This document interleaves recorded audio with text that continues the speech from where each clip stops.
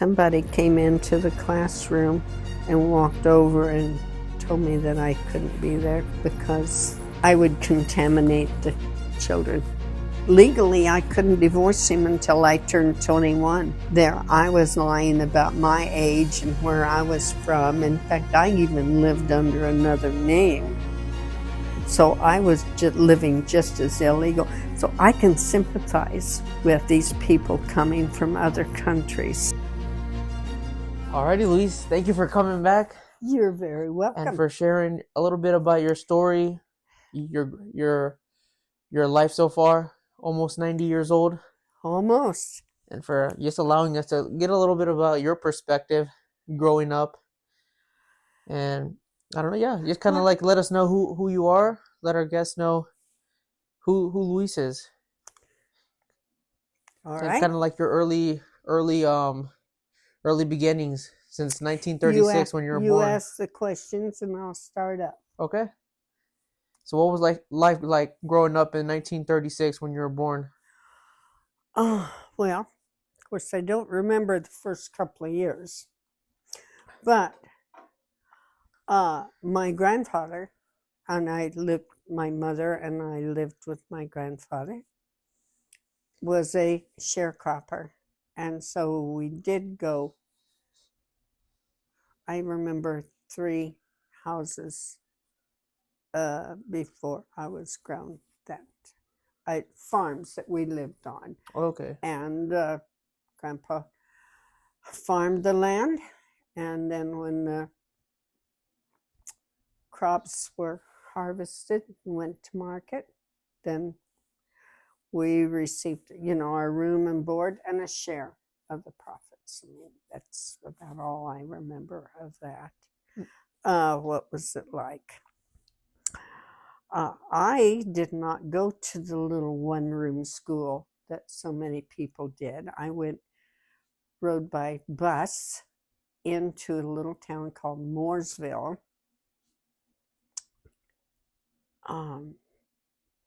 And it had all 12 grades in this big square building.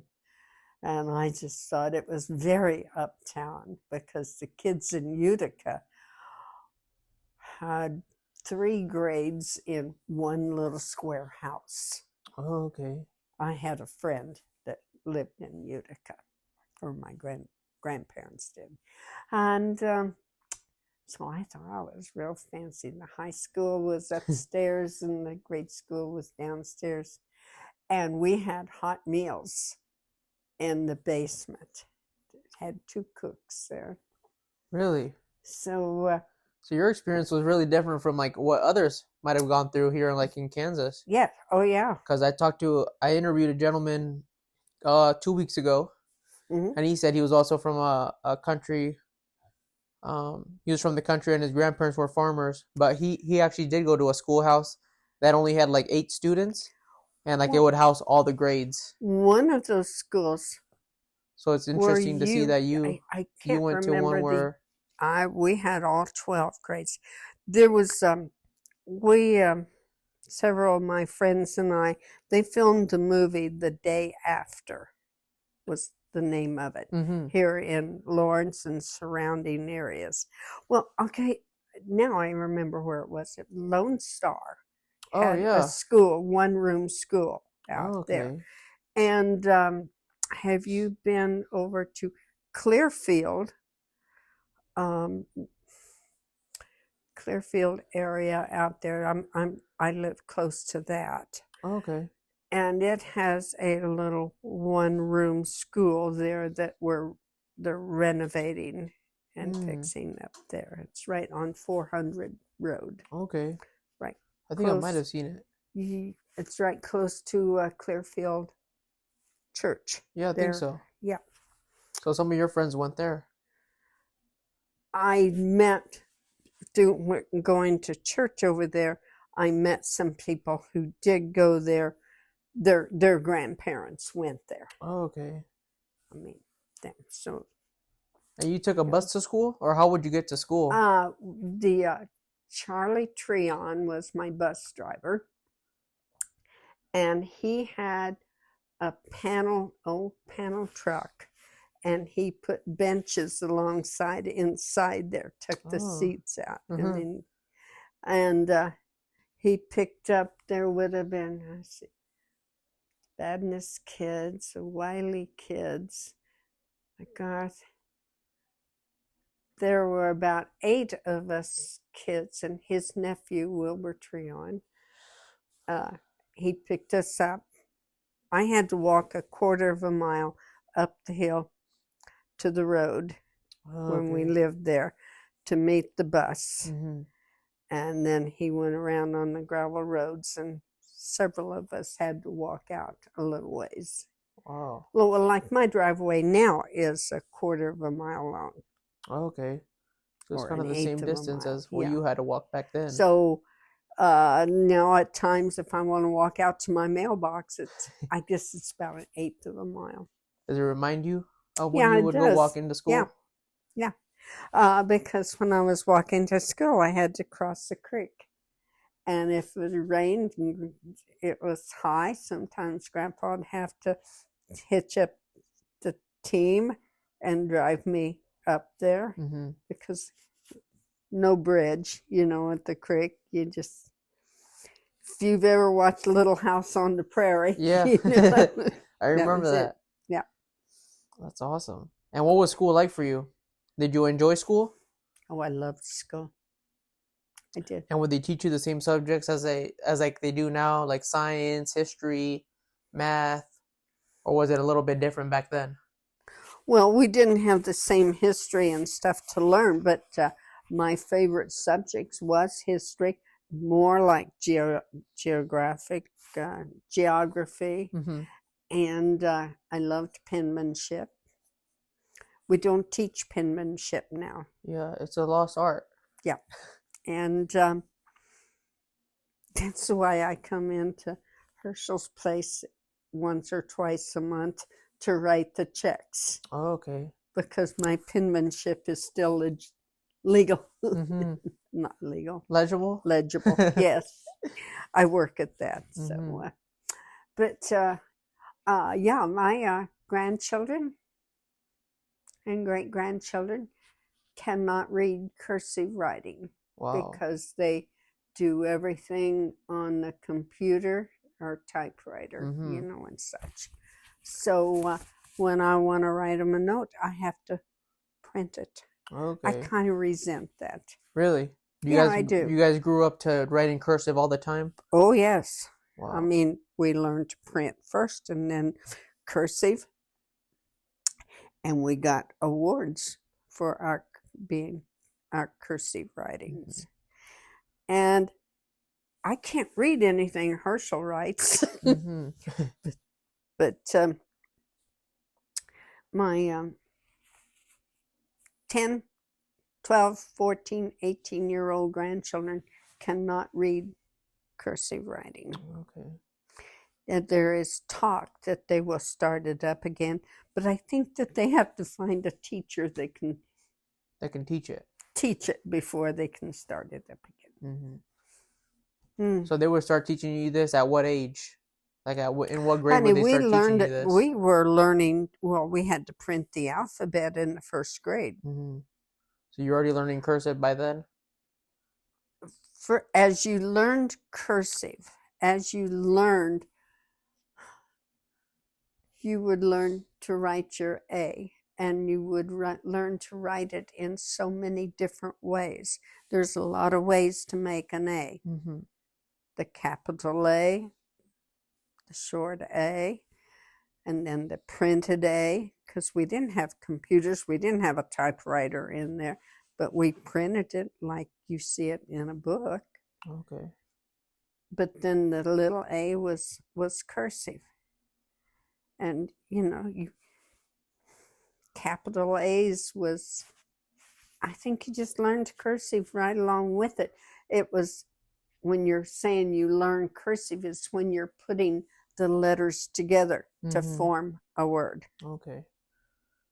Like the T-H-E, you start out with your capital T because it was the beginning of a sentence. And you're going through school, like grade school, during the time that World War II was going on. So do you remember much about that? Or like hearing it on the radio? Didn't have a radio. Really? Didn't have electricity. Wow. But then we got a radio. I think I might have been in the 3rd grade. My mother and grandfather, I knew my uncles were gone. And I knew that they come home with fancy uniforms. But I didn't know at the ages of 4 and 5 about the war until I do remember. Herschel doesn't remember this, but I remember we went out.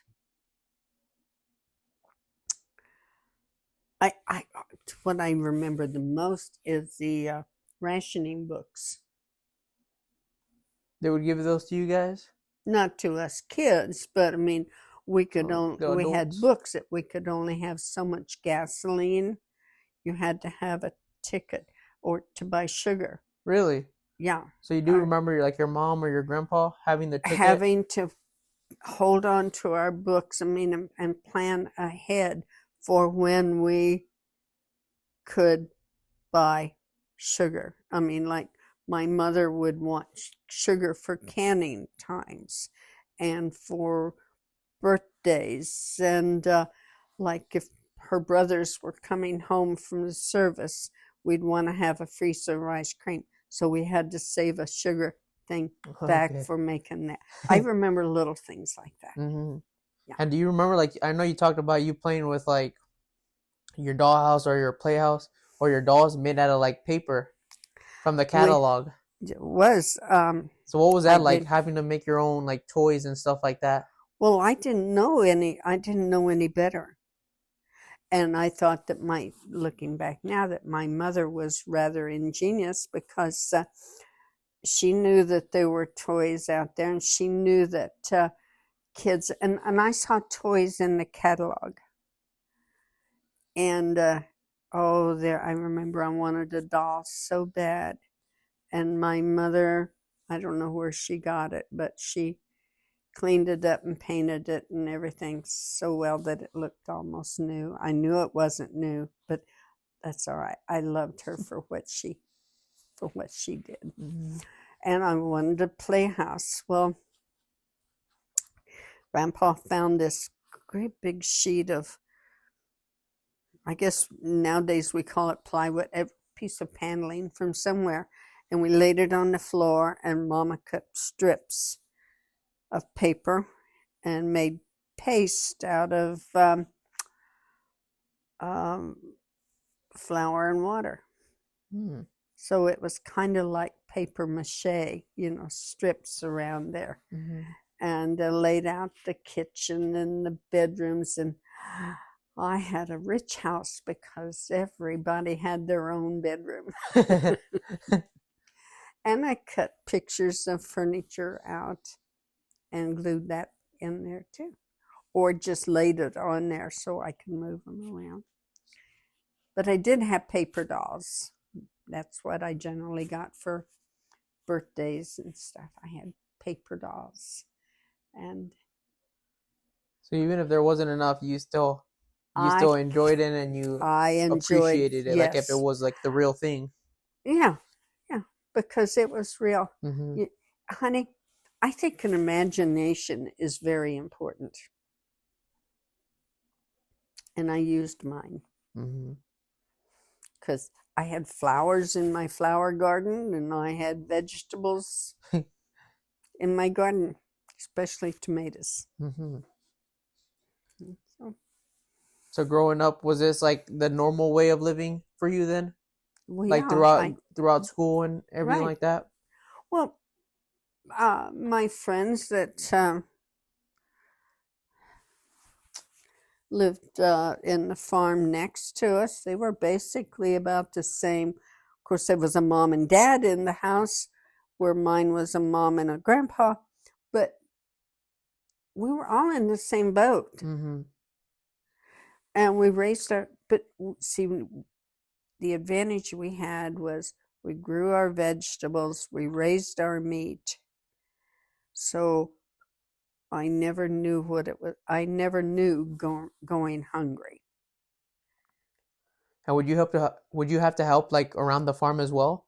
Like Well, feed of the course, animals everybody and had do all their, those chores? yeah, gathering the eggs, feeding the chickens. It depended on how old I was, how big I have. Honey, I've even shucked corn and I have even bucked bales. Really? Yep. Wow. So growing up, you did this before going to school and after school, or during the Yeah, summer times? all All of the time? the above. Okay. Okay. Just depended on what time I was needed. Mm-hmm. And yeah, you get off the bus and you'd say hello to Miss Wiley, who lived in the house there where I got picked up by the bus, and sometimes she would have a cookie and a glass of milk ready for me. And then I would trek on down the house. And if there was things for me to do, why, then I changed my clothes because I couldn't let my school clothes. I had a great aunt. She was sister to my grandmother who had died, and she was a seamstress. So my mother would take the material from the feed sacks, all of the feed and chicken feed and stuff that we got. Flour was in. Mom always picked out the prettiest prints. They would come in, and that's what most of us had our little dresses made of. Oh, really? And boys' shirts and everything. Wow. And Mama would take them in before school started, and my great aunt Molly would measure me and make all my little dresses new for school. So you had a great relationship with like the adults around you. Yes, I did. It was a weekend. We'd go out and get on the Greyhound bus at the highway and take that into St. Joe. And then we get on another bus there at the bus depot, city bus, I guess. And go out. Aunt Molly lived, just a block from the bus stop. And we'd be carrying all of our material there. And then we'd go back when she sent a letter telling me all my new dresses was made. Wow. So all your stuff was homemade by your aunt. Yeah. Really, really much different than it is now. Where like now you got to go to the store and it's coming from like China or whatever. But to have it make like not even that far away from you is crazy to imagine. It's different. Mm-hmm. It is very, very different. And what's like middle school and high school like for you? I didn't. Fourth grade, you remember? Things happened in my fourth grade. What happened when I was 12 years old? That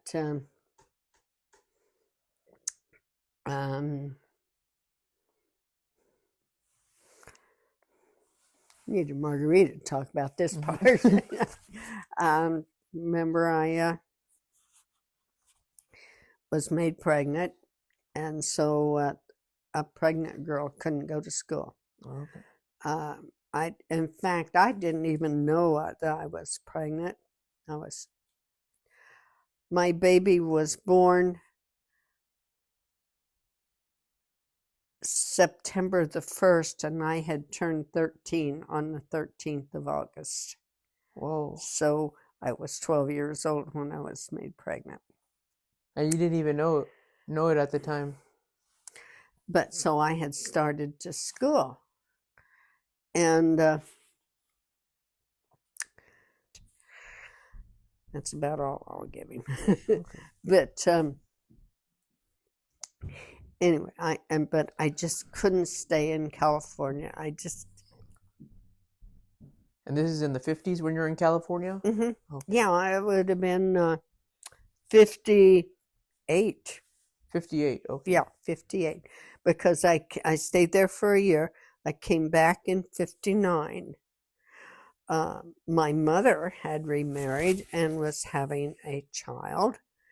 my half brother, and I think that was it. I just wanted to be here when my little brother was born, and things were happening back here with people that I loved. Mm-hmm. And also, my ex-husband had found me. Really? Yeah, and so I knew I had to get away.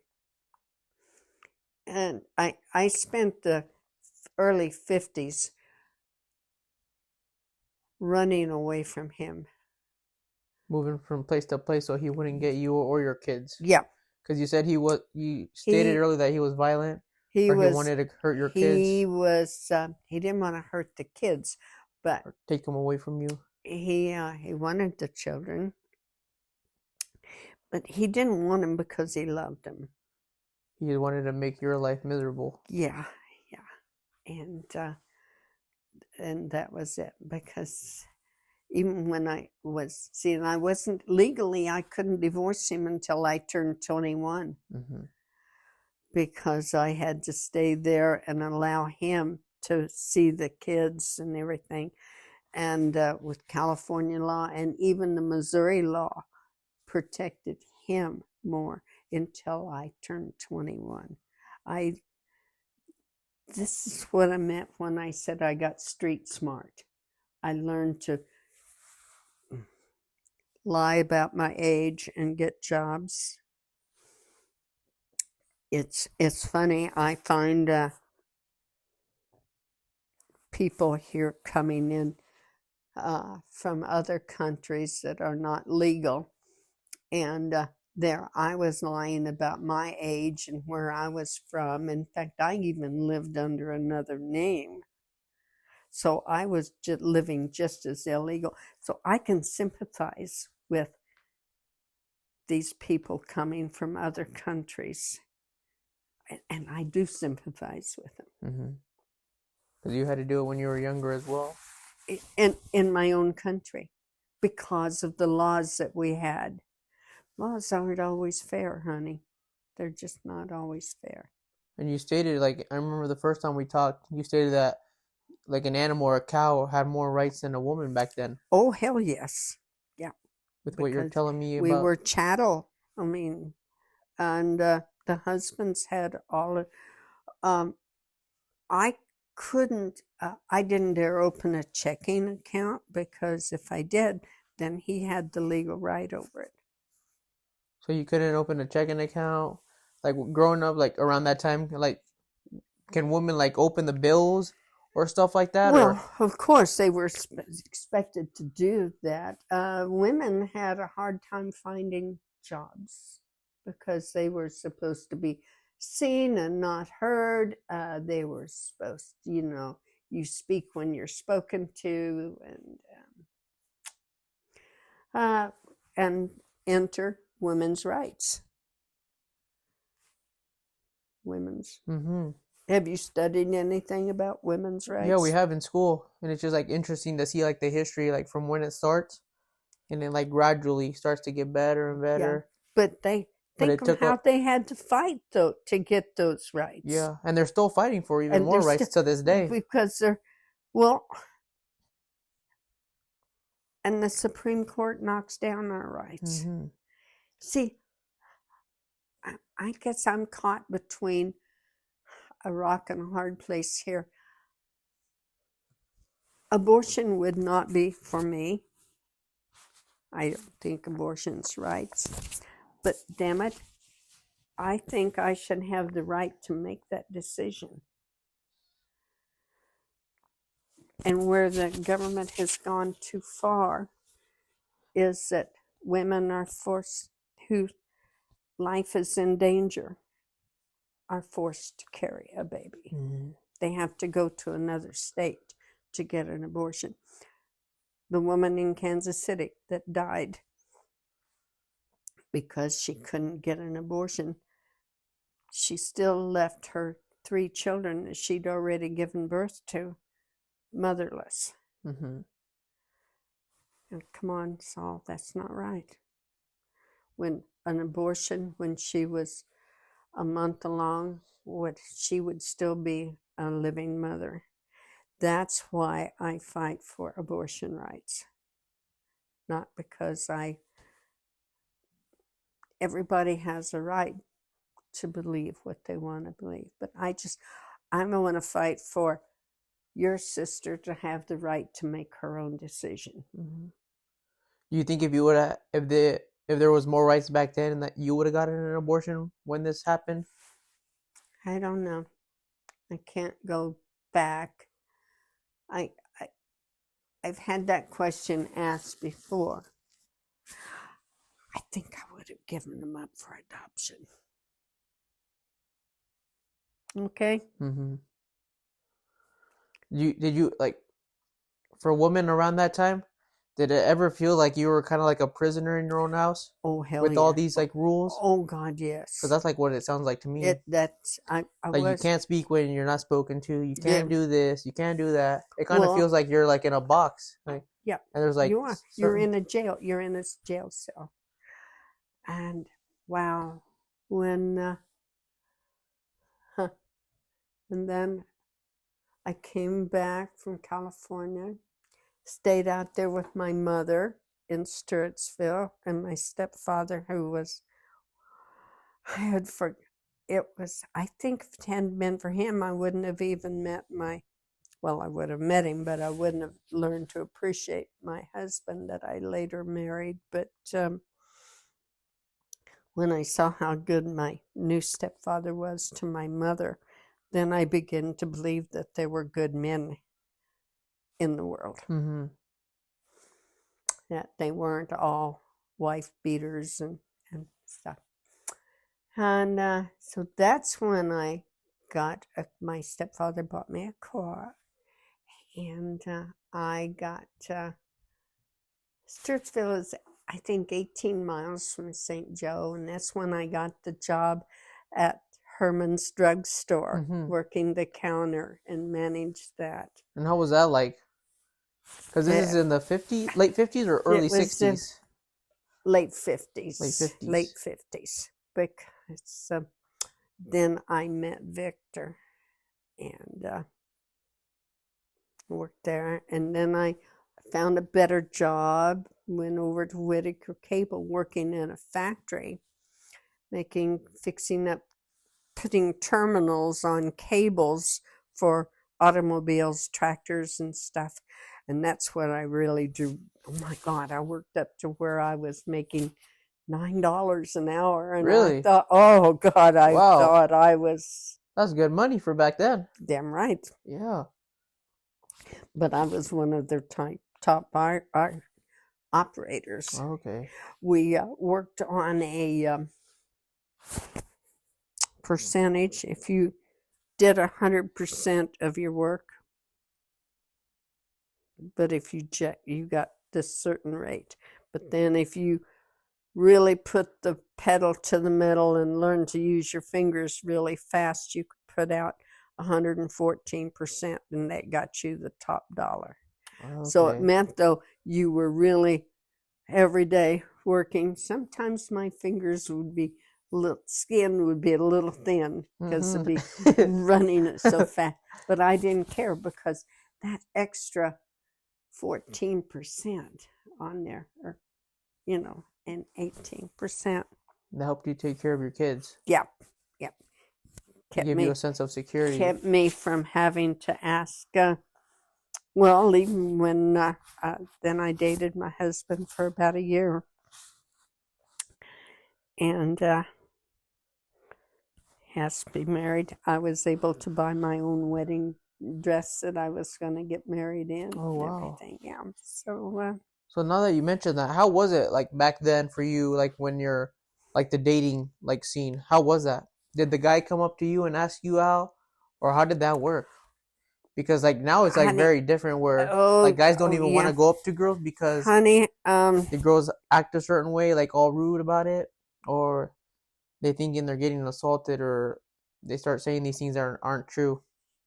So it kind of feels like now today that you can't really approach girls. Your dating world today is really, I don't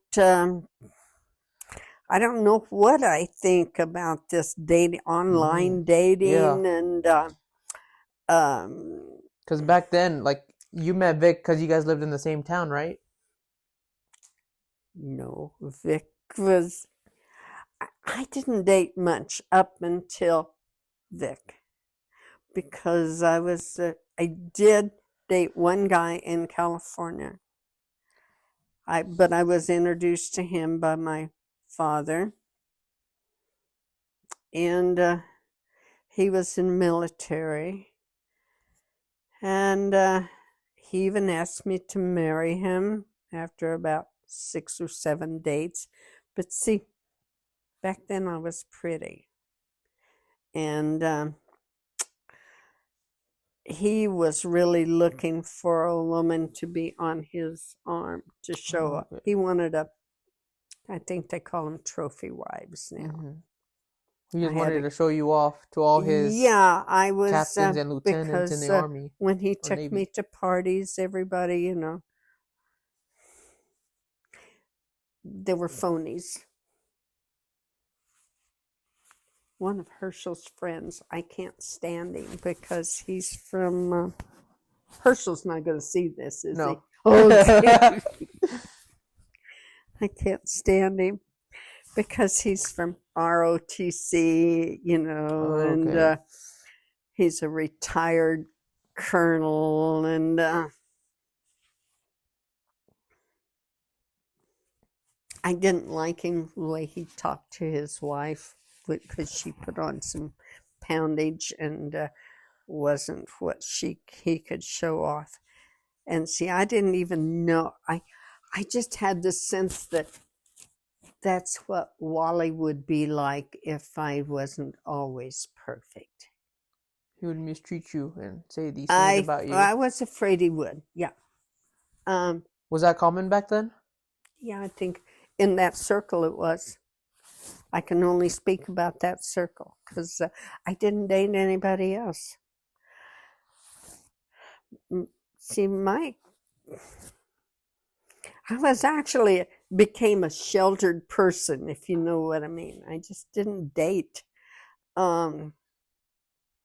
because I always figured that my date might end up with a black eye or a broken tooth or something if I said or did the wrong thing.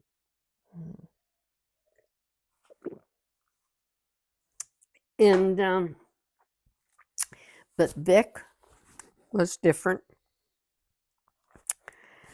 How'd you get to meet him? I was having a meal with a friend of mine at the Jesse James Hotel. I'd gone in to have lunch with her. She worked there, and we had gone out of the restaurant part into the dance hall part to sit, and talk and eat our meal. And he and his buddy came in from the lake, and nobody else was in there, but he put some money in the jukebox, and Vic and John came over. But first off, we always said that Vic won me on a nickel. My friend was an elderly friend, and so they flipped a nickel to see who got to dance with the young one, and Vic won. Wow. And danced with him, and then we went on our ways, and I went back then that evening to see my friend Millie, and we went in to have a couple of beers, and Vic came over again and we danced. Then I got a phone call that my stepsister had run away from home, and if I was to go, and Vic took me to this place to look for her, and we found her, and took her home. She madder hops at me. And anyway, Vic asked me for a date, and I was still involved mentally with my stepsister, and I said, "Oh yeah, sure." And promptly, I lived 18 miles out of town. I had no idea he would show up. So the next weekend, I'm out playing Annie over with my brothers, sisters, and my kids. And I remember I was sweaty and dirty and had on a pair of shorts, which back then women didn't go out with guys, wearing shorts. Now they Really? just barely cover their butts. Mm-hmm. So back then, what would you wear? Like dresses and things that would cover up to Yeah. your knees? Yes, they right under my kneecap, cover my Really? kneecap. No shorts or anything athletic wear? Wow. Only in the gym. Okay. And then they were bloomer like pants and just came down to our knees. But So you're and he outside. pulled up alongside there and he sat there in the car, and I turned around and I said, "Oh my God, Mom, he showed up." She said, "Who?" And I said, "You remember the guy that took me looking for Nina?" And I forgot he asked me for a date because I didn't think he would come out. Well, he came out and he stayed there and played Annie over with the kids and played tag and ring around. Just played with my brothers, and my family all fell in love with him. And 10 months later, I married him. Really? Wow. So back then it was like pretty quick where you guys meet and you're married pretty fast.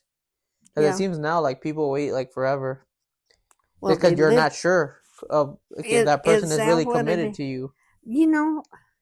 Because what does it take to know that someone is I don't know, like now, like it seems like the like the standards for like women, they want a husband like a boyfriend or husband that makes like $1 million, that has like all these cars, like all these houses, makes a certain amount a year. It seems like the view is like skewed, like I don't know what happened. That's what it seems like now. Like me just hearing stories and hearing people talk. It seems like these women now are like delusional about what they want. He had a couple of requirements. His mother was a school teacher, and so his request of a wife was, "You be home when I come home. You can work outside the home for a few hours of the day, but I want you home when the kids come home from school." And that meant, my children.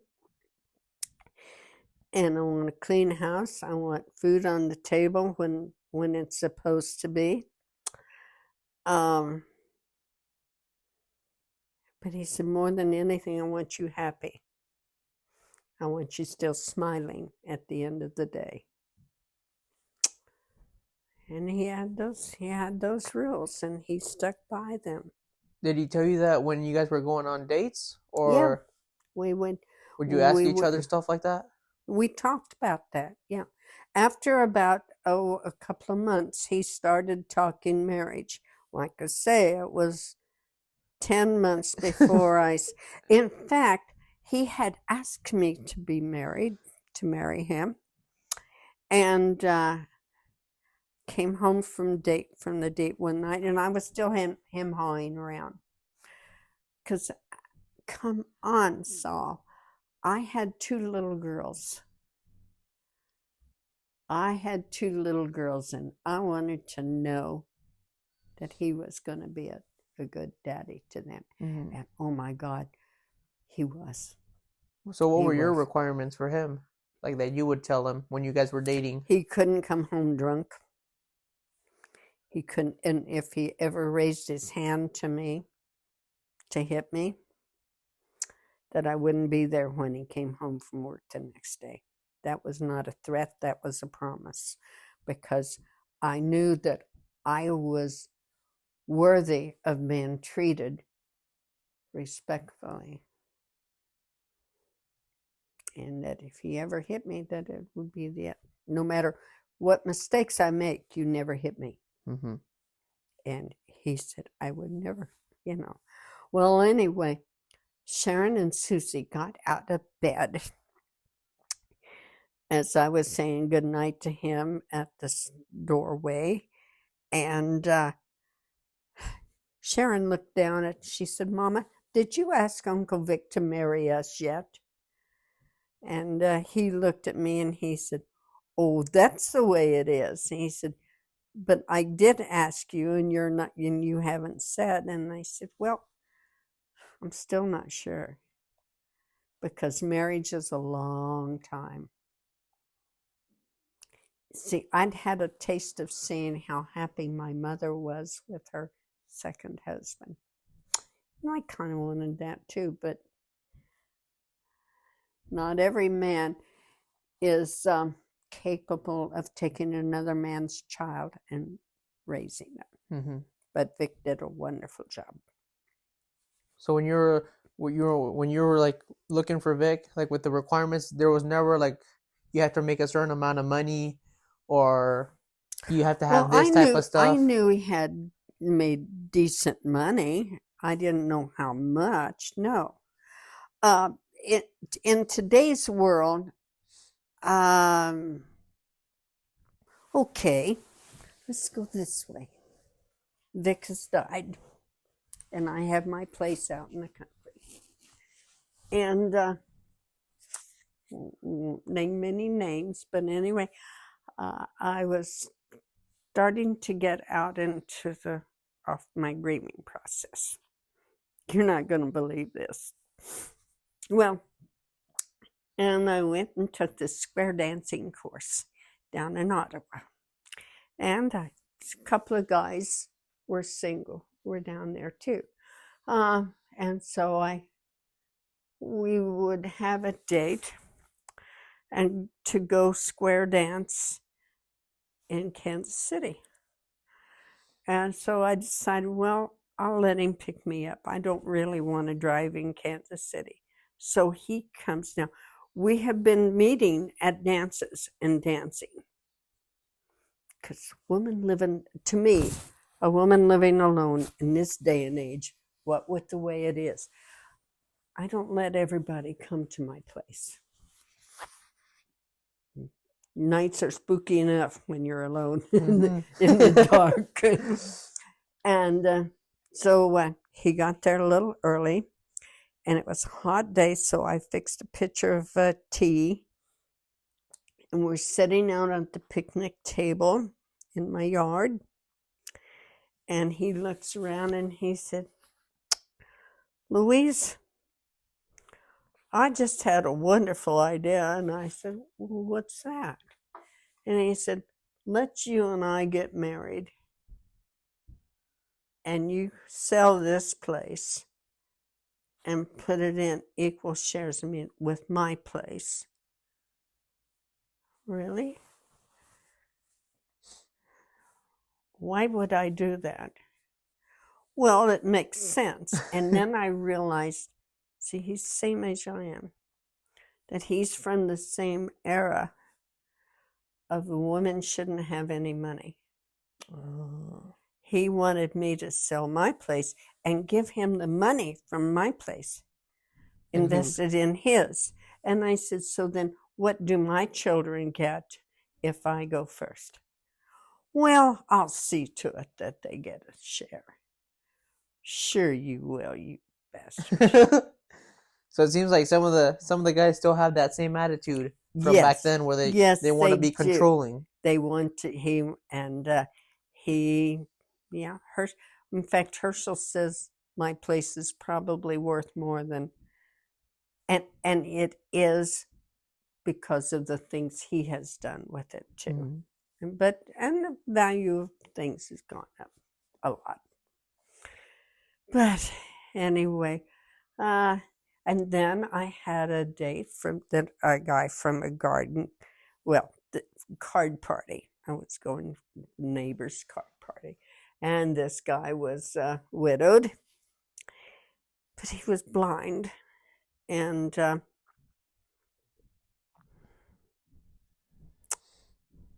He was he was blind in one eye and almost blind in the other, but he could still see. We played with special cards, and he could play cards, still enjoy playing cards. He wanted to take me out to dinner. You know what his idea of taking me out to dinner was?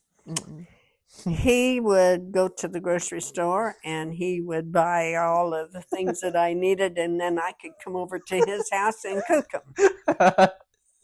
He wanted you to be his wife And at that's home. that's right there in Baldwin City, Really? Kansas. Yeah. On the first date. On the first he date, wanted you to cook for him. He wanted Wow. me to cook but see, his theory was in his head, I'd be going out to dinner because I'd be cooking it at his house. That's crazy. Now, how weird oh, honey, I've got some stories. Now, and there was a couple of more that was similar, like that. And I went into the clinic one day to write the checks, and I told Herschel, I've had it with the dating field. They either want me to sell my property and give them my money, or they want me to go over to their house and cook their dinners, or they want me to just move in and do their laundry for room and board, And I said, I've had it. All of the guys out there my age and around, they're stupid. They're still stuck in the past. And I said, I ain't gonna do it. And that's when he said, I'm going to a continuing education course tomorrow night, and they're giving us a free dinner. Why don't you come in to town? I'll go home, make sure Donna's all right. See, I knew he was my friend. I could just, talk to him. And that's when she was really starting to get bad. And we were having Lori come in and stay whenever he had to be out of town. But see, we weren't doing continuing education on online. Now they do. Now the COVID took care of that. Okay. We used to, pharmaceutical companies would have take us out to dinner and talks and everything. And oh God, I loved them because see, I got to enjoy learning the information while he was learning. In fact, because of his hearing, I was able to help him out, and I would take notes, and stuff. Okay. And then we'd go over it the next day. Wow. To keep your mind moving. Yeah. And you said you worked as a number, please. No, that was was that Donna? But you did it for a while. Donna. I did it in a motel one time. Okay. I did just a switchboard at a motel. And how was that like? Oh, that was boring because it was just the incoming calls and outgoing calls for the people in the motel. But Donna's was a switchboard operator for a whole town. Okay. But you did say you worked in the hospital as well, right? Oh, I was a courier for Lawrence Memorial Hospital out there. And how was that like? I loved that job. My body got too old to get in and out of the car 200 times a day, no matter what the weather was, because illness doesn't take a holiday. And sometimes you said you even talked to me or told me that you took your kids with you sometimes. Yeah. If there was no one you could take care of, you would put them in the car with you and take them to work My grandson, Sharon, well, even Nick, what was it? I can't remember. I guess his allergies was acting. No, he had a toothache because I took him to the dentist that morning and then took him on to work. And he slept in the back seat of the car with a blanket over him and everything the rest of the day. And because there was no one to take my place. And I couldn't leave a kid at home by himself. I think he was 11. Okay. And continued on taking care of my grandchildren, especially the twins, when and then I did the same when they had their kids. Mm-hmm. And how was it like when, like, your husband Vic, he was an iron worker and a journeyman, you say? A journeyman iron worker, that meant that he was trained in every facet of the iron field. And how was that like having a husband work in that position, like hard work? Scary, hard work. He was tired. I learned not to go on the high-rise jobs because then I would see him up several flights in the air walking 4-inch beams, and that would scare the hell out of me. And so I'd stay home. Mm-hmm. I didn't go on the jobs then. And what was home life like for you? Like when he would come back and he was like really tired, would he still have like energy for you guys and the kids, or was he like? We saved our weekends for Daddy. Okay. And Daddy would come home, take a long shower, drink a couple of beers, and by that time I'd have dinner on the table. And then generally he'd lay down on the floor or on the divan and watch TV and go to sleep. Mm. And then I got the bright idea that I am going to have a TV in the bedroom.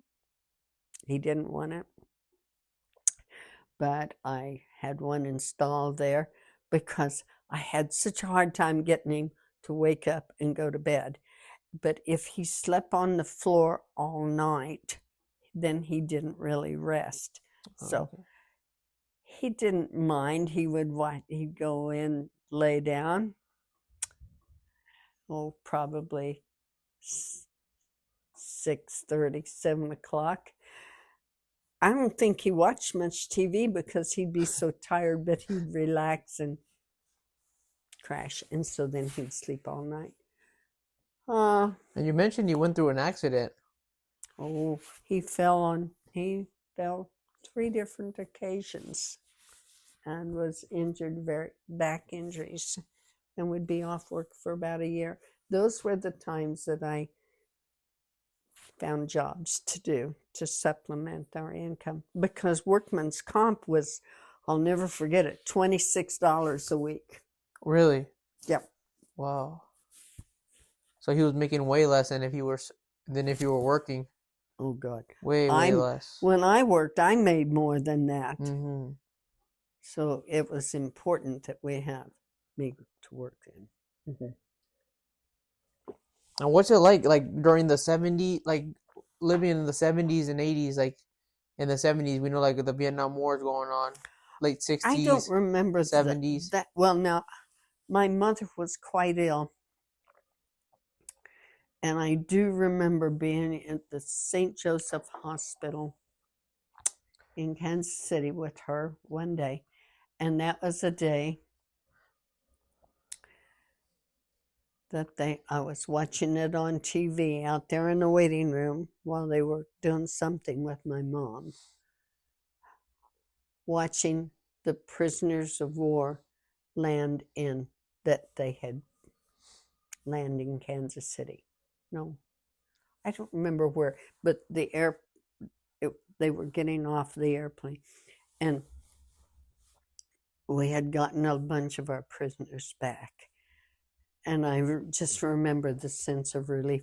I didn't have anybody that was a prisoner of war, but I could certainly empathize with how the families were feeling, because I felt so good to see them setting foot on American soil. What were your thoughts on the war? I have always thought that war was unnecessary. I have always felt that, well, politicians send someone else's sons over to die. So I really don't like war. I don't like war at all. But when I read the stories of the Holocaust and everything, I have to wonder, why we didn't get into it before. And I was told that they didn't really believe that those things were going on. I don't know what happened to make them believe it, but what astounds me is that so many people today say it didn't happen, but it did. Mm-hmm. So you seem to be, is it because of the schooling, but you seem to be very interested in the wars. I just think it's like, I know it's a bad thing, but it's like fascinating to me, like how all these things like were happening. And I know like there's some happening right now. Yeah. But it just like feels like back then like they were like way bigger and like more people were involved. Well, they are, but I mean, what gets me is that there are so many innocent people get harmed. Oh yeah, for sure. And and I was watching some of those cars blow. Those cars belong to somebody, and maybe how are you going to feel if someone drops something out there and your little car gets blown up like that? Put yourself on that side. Yeah, it wouldn't feel too good. It wouldn't feel too good, is right. You're right. Our president says that we're not going to get into a nuclear. I think a nuclear war will be the ending of all of us. Like you even heard a lot of this during your time back then, like in the 60s with like JFK and like nuclear war with Russia. How was that like? Do you remember those times? You know what I remember most about the 60s is our own little wars here in Kansas City. I mean, in Lawrence. I have a house out there on Cadet Avenue, and Negroes were coming in here by the bus loads. We didn't I didn't know of any racial problems that we had. I didn't even know of a racial.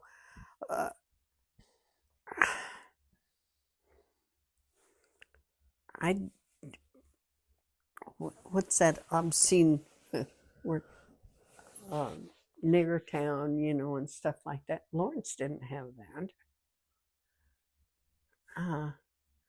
But was there like a lot of protests, or was there like segregation here in the 60s, like in Lawrence? Like was there a black sign and a white sign? It was in the 70s, or late 60s.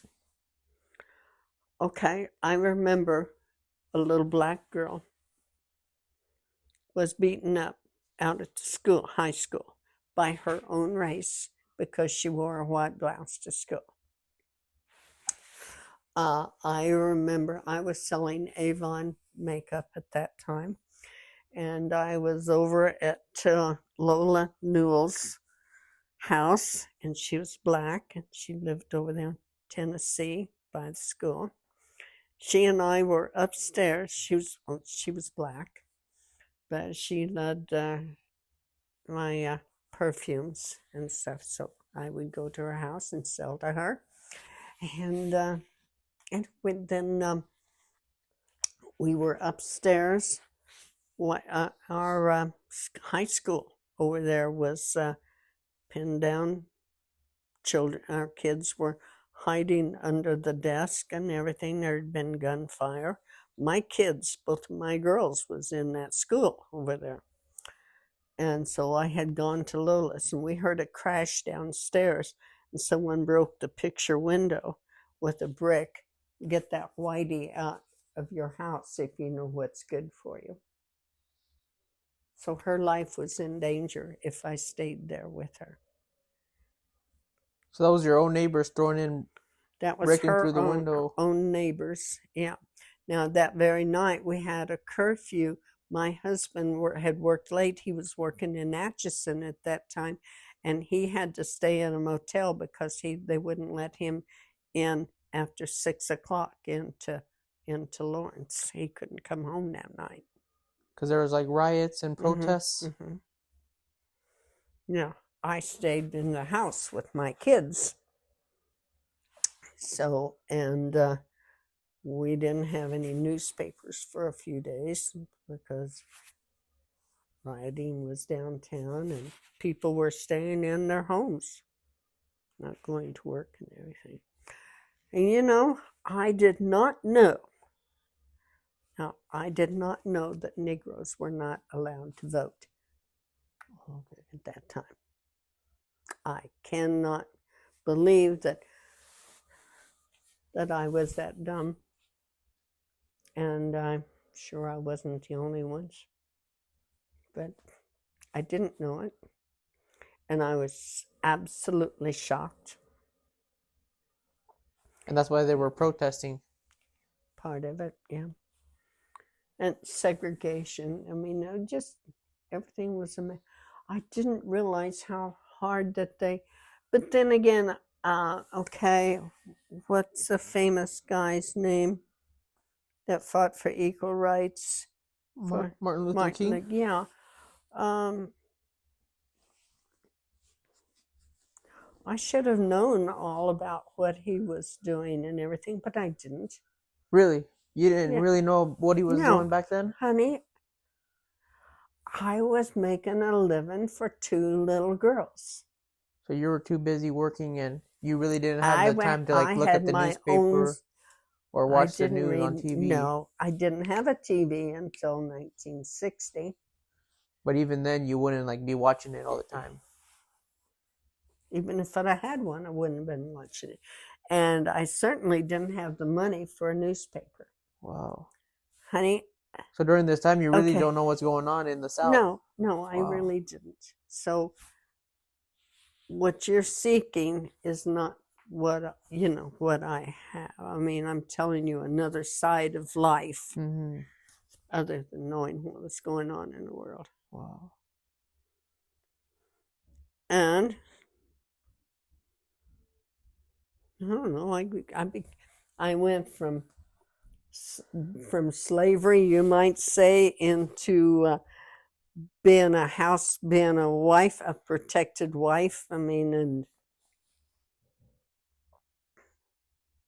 and I didn't want to let the outside world in because I figured if I let the outside world in, bad things would happen. I tried to protect everything I had. Does that make sense to you? Yeah, it makes sense. Okay. So after the protests are over, the civil rights movement and everything like that, and new laws are placed. Well, I think that they are still fighting. I think the Negroes and other races are still fighting for their rights, like the women have gotten to come back to fighting for their rights. Yeah, I think it's like a non-stopping thing. It seems like it's a non-stopping, ongoing scene. But I mean, what was life after that? After all the protests and everything, and people are integrated into schools and everything like that. Did you ever see problems like that again? I didn't, but see, I didn't have kids in school.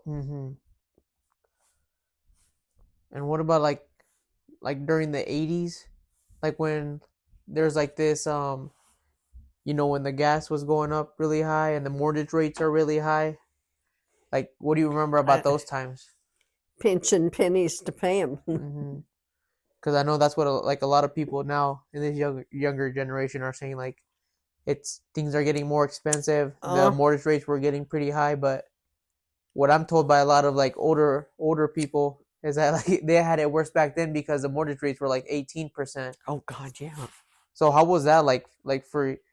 I mean, you already had your house and everything, but did you feel that still that same struggle and well, we were the grocery store house payments and stuff like that, and the food was higher. My husband's paycheck didn't go as far. So kind of the similar thing that we're going through right now, pretty much. Yes. So what would you say to those people that that are going through that? How did you guys get through it? Did you have to sacrifice things, or did you just have to budget your money better? We just budgeted. Yeah. I think we used to go to the drive-in movies, we used to go out once in a while. Friday night was nights with the kids. And then Saturday night, well, we used to go out and maybe dance, and Sunday was church.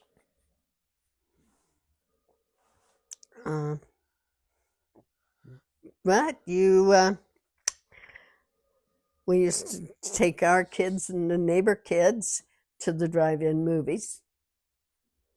And then maybe the next night they would take our kids and we'd stay home or something. And then we didn't do that at all. We just stayed home and watched TV because that was free and we could pop our own popcorn. Well, you know what? We always said even back then, it cost more for the popcorn, the concession stand, than it did for the movie. Well, I think that's still the same. That still is the case. I think now the it's even worse. Concession stand, probably. Yeah. But it always cost more at the concession stand than it did for the movie.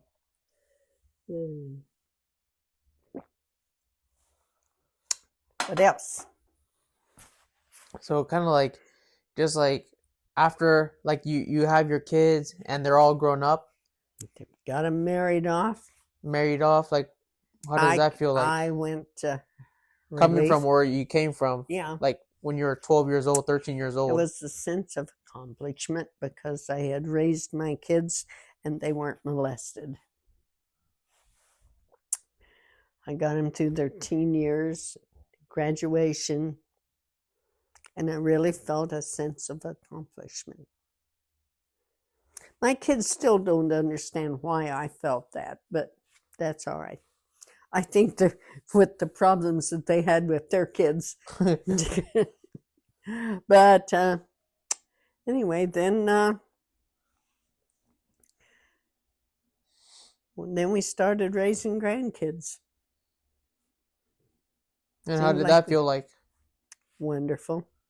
Because now you even have great-grandchildren. I even have one great-great-grandchild now. And what's that feeling like? Actually, it hasn't bothered me much. I've only seen him once. Okay. So he lives too far away from me. So, wow. But I love all of my great-grandchildren. You know some of them. You have a big family. Yeah. And now, if we go to war, I've got a couple of grandsons that will go, and I would hate to see them go to war just because Trump can't. I don't know. Did you feel the same way about Ronald Reagan as you do with Trump? Because it seems like they both have like similar policies and things like that. And they had the same catchphrase of "Make America Great Again." Reagan was more. They had that but they had different ideas. And Reagan was not the liar that Trump is. So you like Reagan more? You really didn't have a problem with him? I didn't have a problem. As much as you do with Donald Trump? Yeah. Do you think that stems from like him like being like a womanizer and kind of like, I don't know, it kind of feels like sometimes he might put a woman down. I think he's a pedophile. You know, in the most recent papers that was released, the Epstein there files, was right? That he had sex with a 14-year-old girl. Do I believe that? I believe that young girl before I believe him. Because you have gone through that. I have gone through that, and I know that men look at young girls like that. And sometimes like their word isn't like taken as seriously, or. And women today, my God, you know, women do not go and tell stories like that because they want it known. I mean, they know that they're going to be scrutinized and everything so they're not about to lie. Why would they? Because the American people, you see, it doesn't matter that she was a 14-year-old girl. People look at her and say, well, she must have done something wrong. Women get raped. And they don't, the courts lean towards taking care. The rapist, they lead towards his side. Mm-hmm. I'm sorry. There's always somebody that's going to say, well, she must have done something to provoke it. Why can't the SOB just be sick in the head and commit the crime? Not all guys are like that. Come on, you know that. And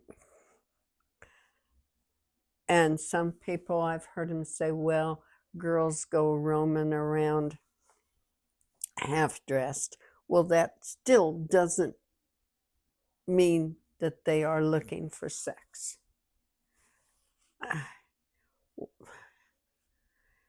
Especially when you, okay.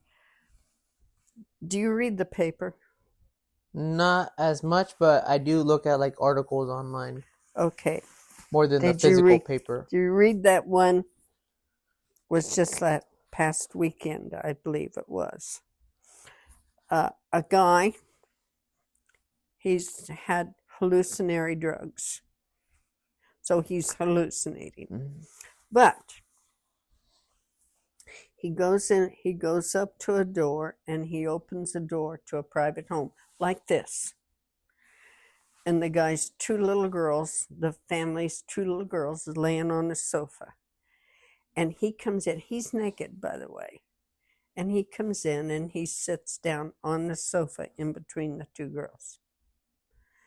And I guess he doesn't physically, but you can imagine these girls are, 10 and 12 or something like that. They were absolutely terrified, right?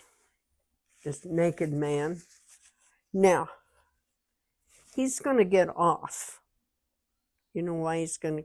Because they figured that he's innocent even though he did these things, but because he's had drugs and he's not in his right mind.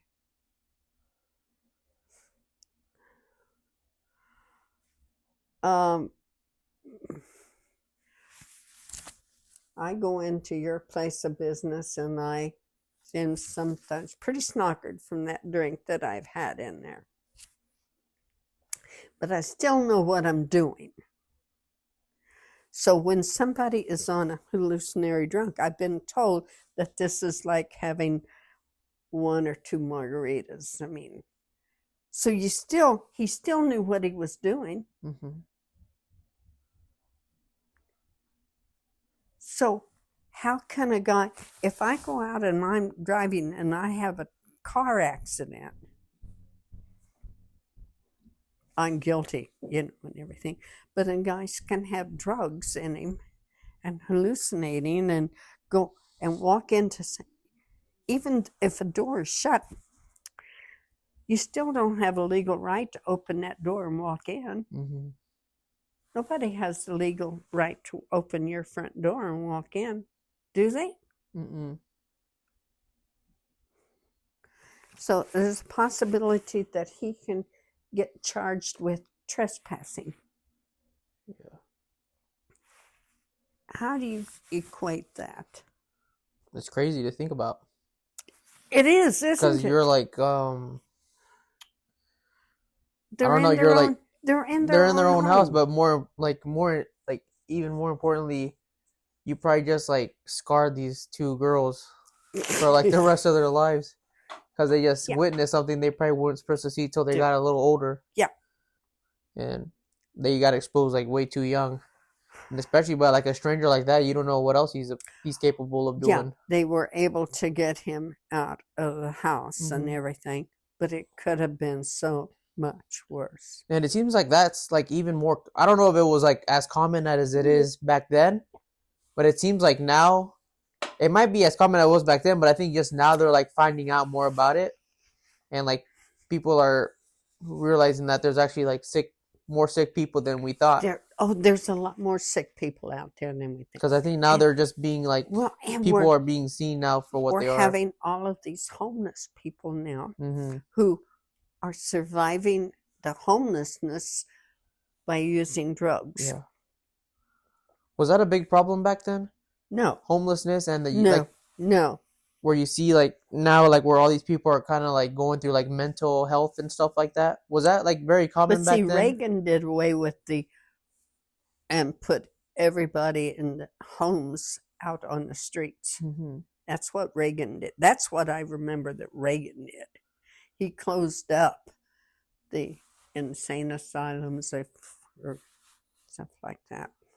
Do you think that they should bring back insane asylums or something similar to it, like treatment facilities? There should be in-house treatment facilities. Yes, we should get the sick people off of the streets and get them treatment. Because it seems, I don't know if it was like this when you were growing up and you're an adult, but it seems like now there's like just way more kids like doing school shootings, for example, because they're consuming like all this like messed up content and ideologies. Was that like something that you seen kids going through back then, raising kids, or like ever heard of like neighbors' kids like doing things like these? The kids in my classes, and that's all I can go by, were just kids like me. I mean, and we did what the teacher said when the teacher said it, and we kept our little mouths shut. I mean, or if you were caught passing notes to one another, that was the worst thing that we did, was pass notes to one another. And would you have to read the note out loud? Yes. What's the craziest thing someone wrote on a piece of paper that they had to read out loud? Do you remember that? No, I can't. But it just seems like so many like of the younger generation is like out of touch like with reality right now. They are. Like they're like, I don't know, there's like more of like mental health issues. Some of these kids are much more violent now than they were back then, it looks like. And you know, with all these school shootings. And part of it is, well, Herschel's been bringing up a good point, is the fact that there are so many more people. Our classrooms weren't as crowded. And, okay, my school was a big school. It had all 12 grades in it. But Mrs. Earl, who was my favorite teacher, had first, second, and third grade all in one room, one big room. And so we first graders, we had our class first, but we were to sit quietly and do our homework or practice our writing or whatever while she taught the other two grades.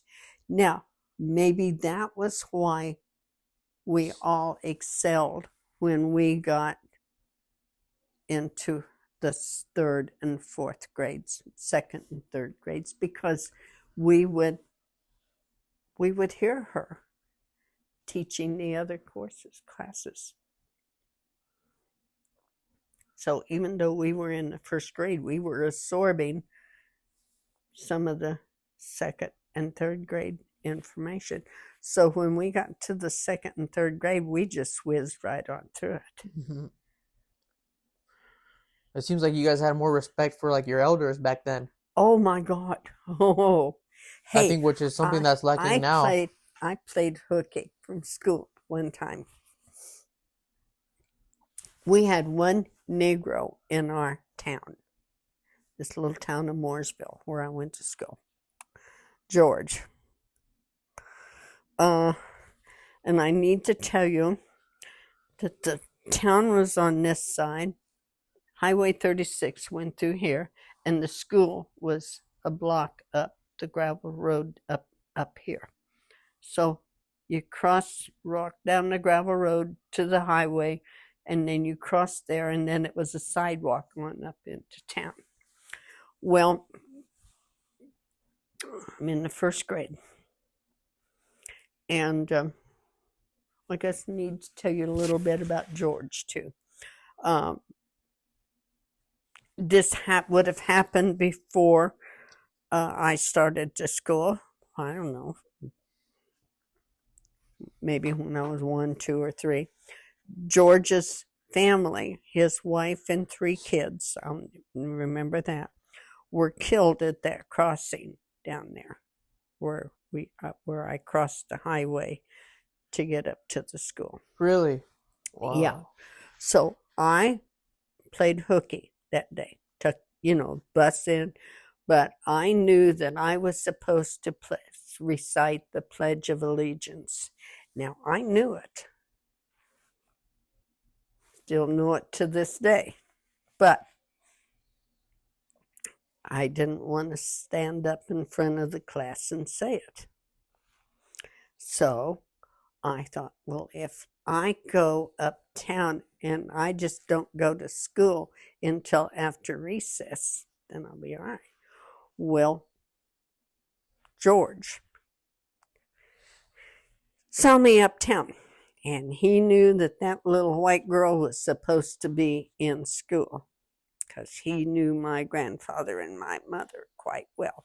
And he picked a little switch, and he switched my little legs all the way those 2 whole blocks back to school. Really? Yes, he did. On purpose? Or was he just like playing around? I had some marks on my legs. He didn't want me to ever cross that highway again. Remember, his wife and 3 children had died there at that crossing. Oh. I didn't know it. I don't think. But God, I was only 6 years old, for God's sakes. Mm-hmm.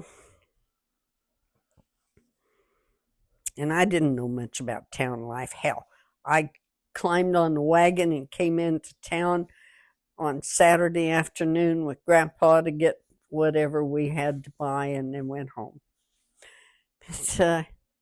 But then he got in his teaming wagon, and he went out and told Grandpa and Mama what he had done.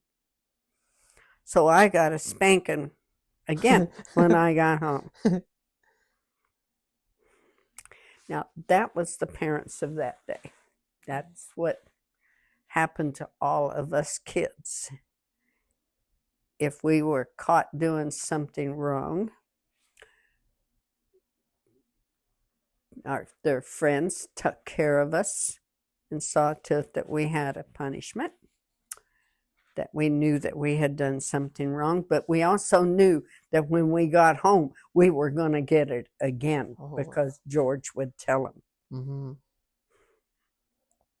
So it feels like the community was much closer back then. Yeah. It feels like now everyone's by themselves, trying to be individial. Yeah. Instead of helping each other out as neighbors. And I didn't think of us being, but we were neighbors, and everybody, comes crashing, thrashing time.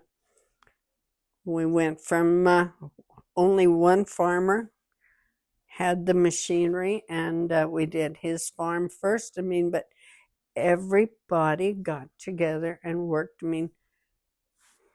All the farms. It's just what you did. Mm-hmm. Women would come and help each other do the canning, butchering. My gosh, butchered together. I remember a lot of gatherings, where we all got together. That is my memories of my childhood. Do you feel like women should still do that today? No. Like with their men?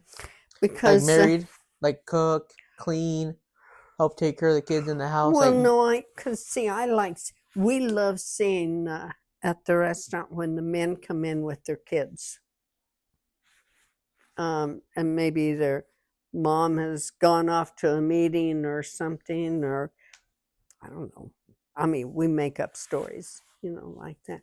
But men have and I've always felt that they need. Vic taught me that a good father is just as responsible for the raising of the children as the mother is. Maybe she does the laundry, but he didn't mind doing the laundry. I didn't let him because he didn't sort clothes the way I wanted him sorted. But it didn't mean that he didn't try.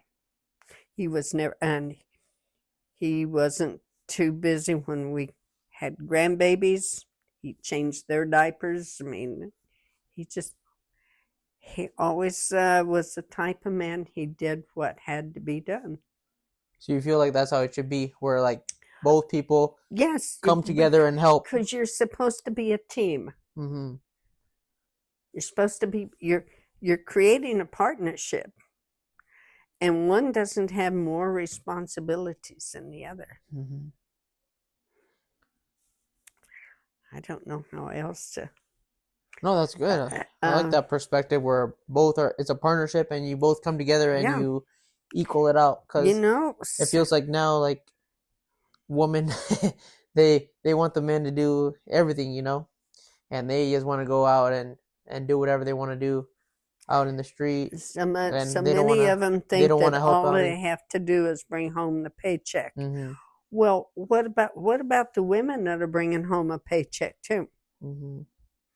And here's what rubs me the wrong way, and I see this with for Erica, my granddaughter. She works at home, and she works for the VA and Veterans Administration. Now, members of our own family, won't name names, but they think that because Erica's working at home that she's got time to visit with them on the phone all the time. I mean, stuff like that. That she's not really working because she's working at home. But that's not true. Sometimes you got more to do because you're working at home. That's true. Yeah.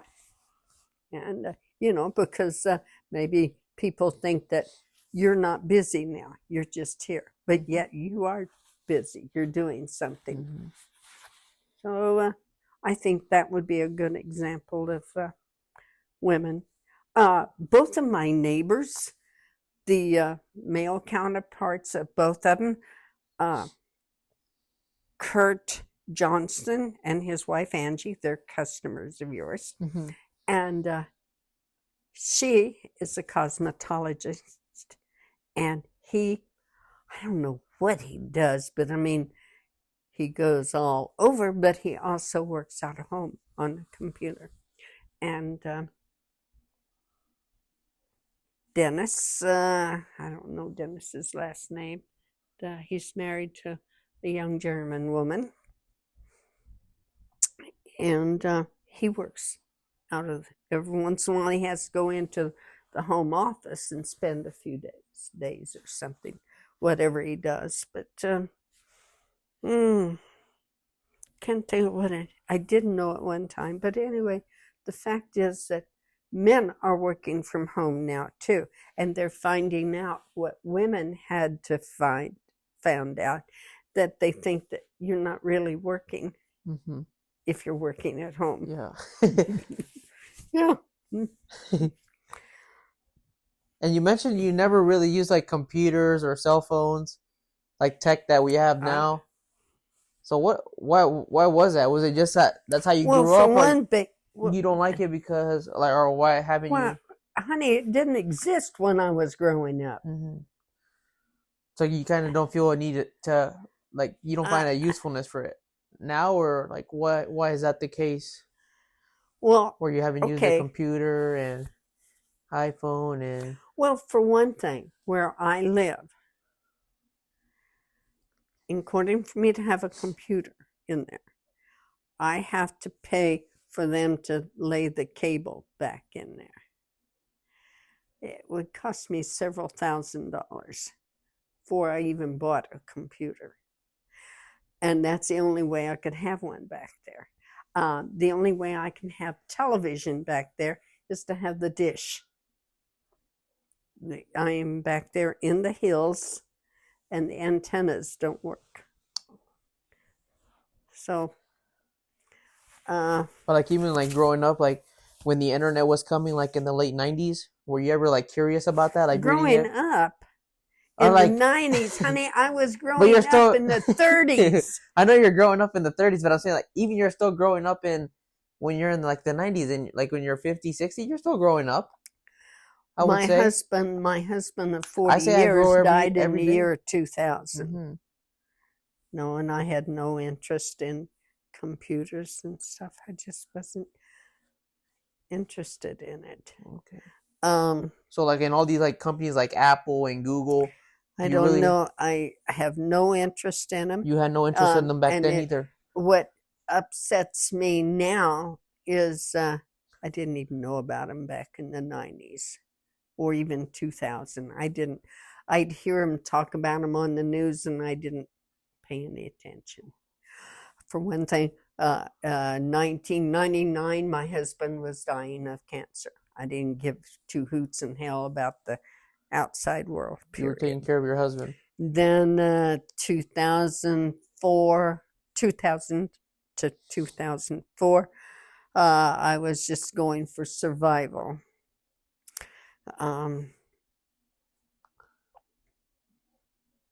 Then Can you talk more about that? Why were you fighting for survival in 2004, 2005? grieving. I hated giving up my husband. Because he had treated you so well. Yep. Because I loved him so much. And no, I'm not ready to talk about that. Maybe because it's still fresh from losing Donna. And it seemed like when Vic died, then it just seemed like death was all around me. All of our friends, of course, was our ages, was dying too. And I lost a couple of my brothers within 2 years after Vic died, and there was just too much death around me. So I had about 4 years there of where Herschel and Donna helped me a lot. And what keeps you busy now? Trying to keep the house clean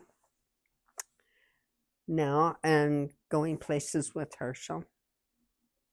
Helping Herschel adjust to not being a caregiver. See, Donna really started going downhill fast before COVID, really. Up until then, we'd enjoyed going out to dinner once in a while. But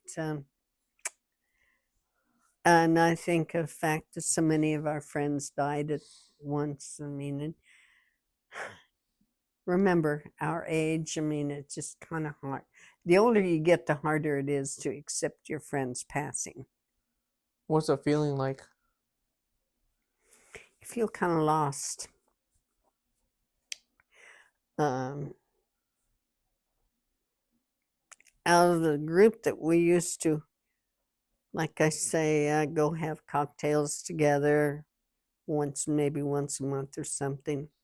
There's the ones that are our age. Now we have some younger friends,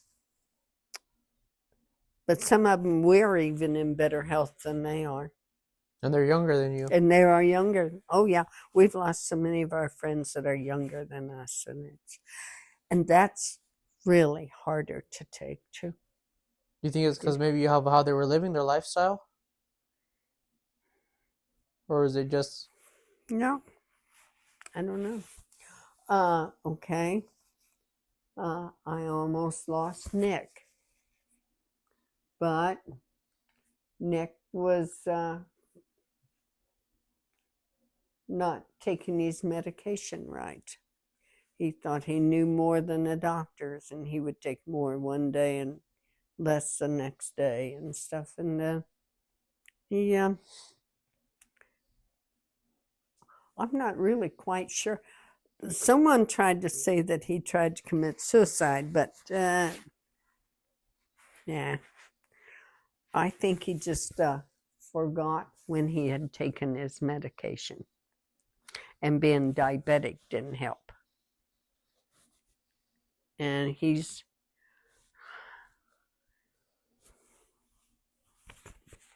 I don't know. So where do you see the world right now? The world in From trouble. when you grew up? Oh, from when I From grew like up? the 30s and 40s, 50s?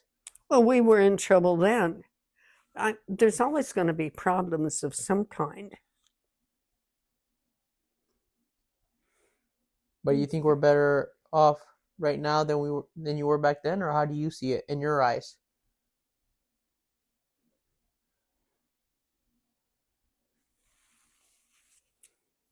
The world. Well, first off, let me ask you, how do you see it as opposed to now and when you were born? Is it better for you? I liked it when I was younger. You liked That's it? for sure, because I was and there was like no phones. So I feel like I was more present, like with my family, my cousins. We were all growing up. I had a big family. Yeah. So and you were more involved with your. I was much more involved with my family back then.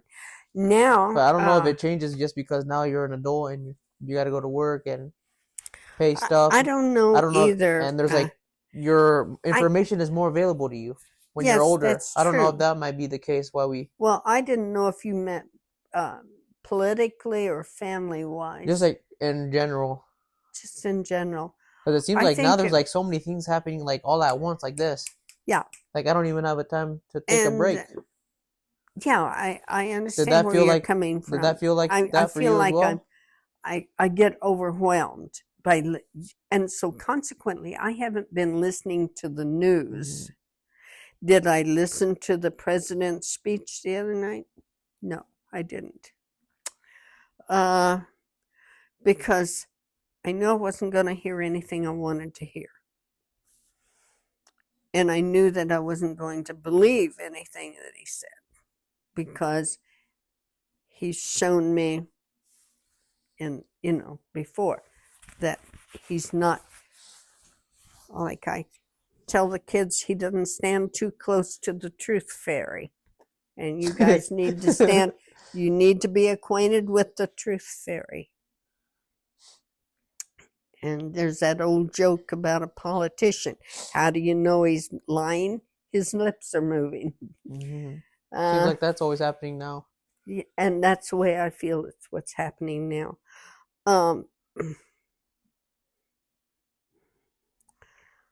I'm afraid for the young men and women that could be called up to war. Yeah, I am. I'm even worried about, okay, this is, what do I say? This is, I'm searching for the word, for a very common word, but anyway, it makes me look little, the highlight of Herschel and I's lives is going out to dinner, or we were disappointed. I wanted to see the play of Hamilton, but those tickets were sold out within 3 days. Wow. Yeah. So, and we're on a list of about 500 people above us if it gets held over. But so I don't have hopes of going to see it. And not only that, I love plays and stuff, but they've gotten so expensive. Seems like everything has. Everything has gotten, and they wonder why they're not. Where are the people getting the money? If you're complaining about the price of the groceries, but yet you're paying $200 or $300 a piece for tickets to a show, their priorities are not on the right thing. That's right. So, but anyway, we do, and how much Herschel and I enjoy going out trying different foods and everything. Now,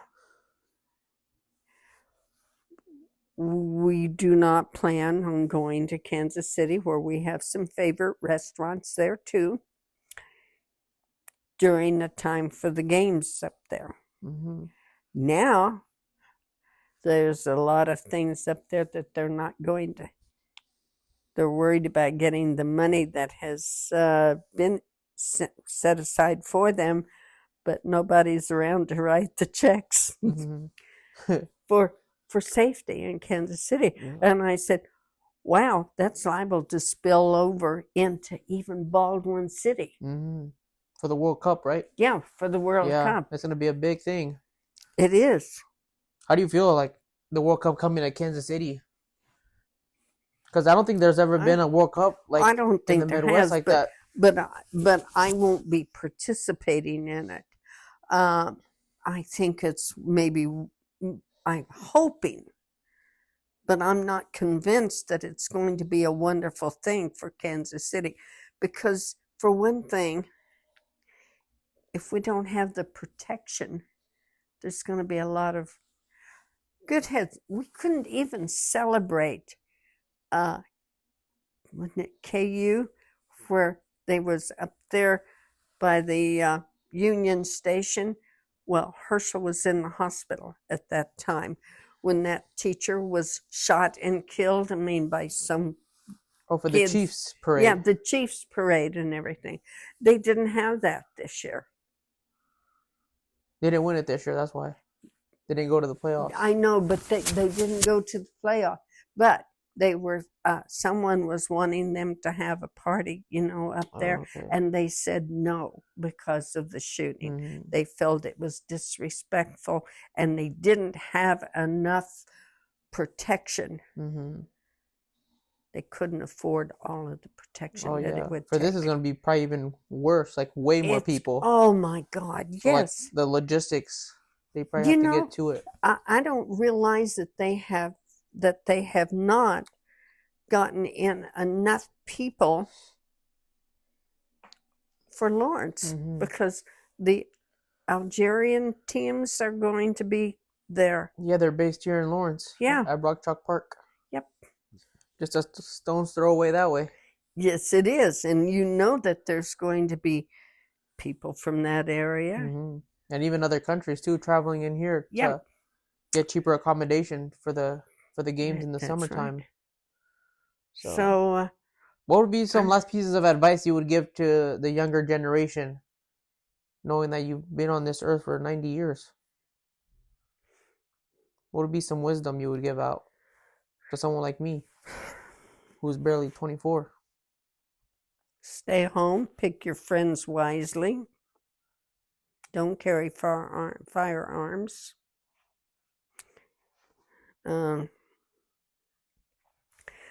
Be in bed by 12 o'clock.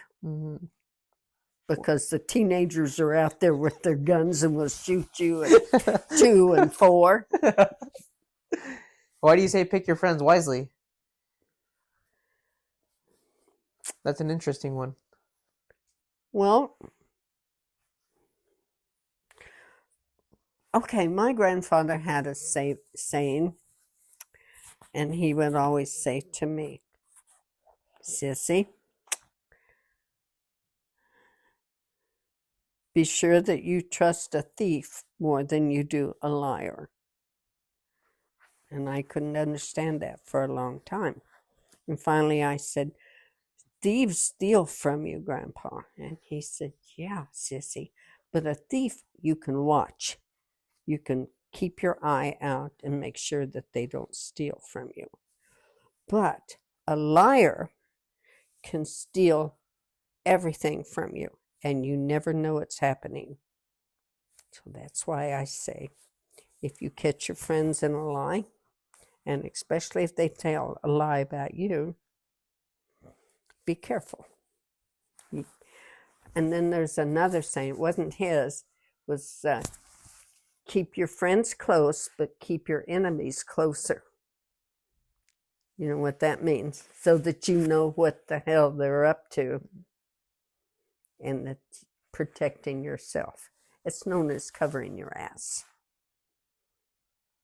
Seems your grandpa had a lot of good advice for you. He did. Would you say he was more like a father figure to you than a grandpa? Yeah. Since you didn't have your real dad with you? And he was more than that, he was a friend. And He was never too busy. He always talked to me like I was smarter than I really was. You know, he never talked down to me. So I try never to talk down to a kid. I always want him to feel big. Thank you very much, Louise, for your time. You're welcome. For sharing your story with us today. Thank you. I enjoy talking with you, Saul. Me too. I get to learn more every single day about how your life was. That's what life is, though, honey. You got to keep your mind and your heart open. Mm-hmm.